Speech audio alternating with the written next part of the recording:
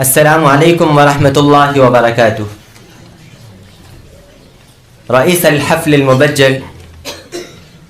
والضيوف الأكارم وإخوتي الأحبة، كما تعرفون أن القدس أرض بارك الله حولها، وهي مسكن للكثير من الأنبياء والرسل، وما زال القدس عرضة للحروب والاشتباكات والمنازلات منذ ولادتها، وهي الآن أيضا تعاني النكبات والمظالم من قبل اليهود المحتلين، فكم هدموا من البيوت، وكم سفكوا من الدماء، وكم قتلوا من الأبرياء، لكن شباب فلسطين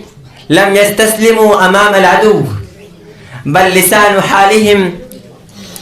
فليحرقوا كل النخيل بساحنا، فليحرقوا كل النخيل بساحنا، سنطل من فوق النخيل نخيلا، وليهدموا كل المآذن فوقنا، نحن المآذن فاسمع التهليل، نحن الذين إذا ولدنا بكرة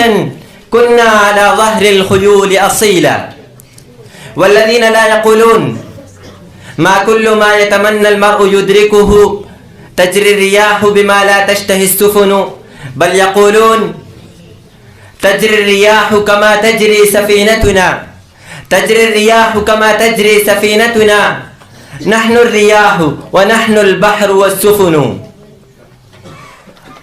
ونحن اليوم نحتفل باليوم العالمي للغة العربية تحت تسمية قضية فلسطين، لذلك أنا أيضا حضرت بقصيدة للشاعر العربي الشهير عبد الرحمن العشماوي. إليكم القصيدة: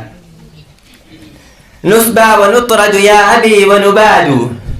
نسبى ونطرد يا أبي ونباد، فإلى متى يتطاول الأوغاد،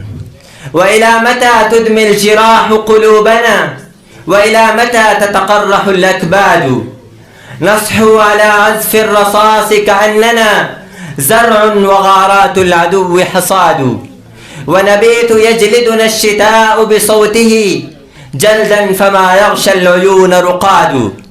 يتسامر الأعداء في أوطاننا ونصيبنا التشريد والإبعاد، نشرى كأننا في المحافل سلعة ونباع كي يتمتع الأسياد، جاءوا وسيف الجوع يخلع غمده فشدوا بألحان الغداء وجادوا، أين الأحبة يا أبي أوما دروا أنا إلى ساحل الفناء نقاد، أواه يا أبتي على أمجادنا، أواه يا أبتي على أمجادنا، يختال فوق رفاتنا الجلاد، أجدادنا كتبوا مآثر عزها فمحى مآثر عزها الأحفاد، هذا هو الأقصى يلوك جراحه والمسلمون جموعهم آحاد، دمع اليتامى فيه شاهد ذلة وسواد أعينهن فيه حداد، يا ويحنا يا ويحنا ماذا أصاب رجالنا، أو ما لنا سعد ولا مقداد، نامت ليالي الغافلين وليلنا أرق يذيب قلوبنا وسهاد، يا ليل أمتنا الطويل متى نرى فجرا تغرد فوقه الأمجاد، دعنا نسافر في دروب إبائنا، دعنا نسافر في دروب إبائنا، ولنا من الهمم العظيمة زاد، ميعادنا النصر المبين فإن يكن، ميعادنا النصر المبين فإن يكن، موت فعند إلهنا الميعاد، دعنا نمت حتى ننال شهادة، فالموت في درب الهدى ميلاد، هذه بساتين الجنان تزينت للخاطبين فأين من يرتاد.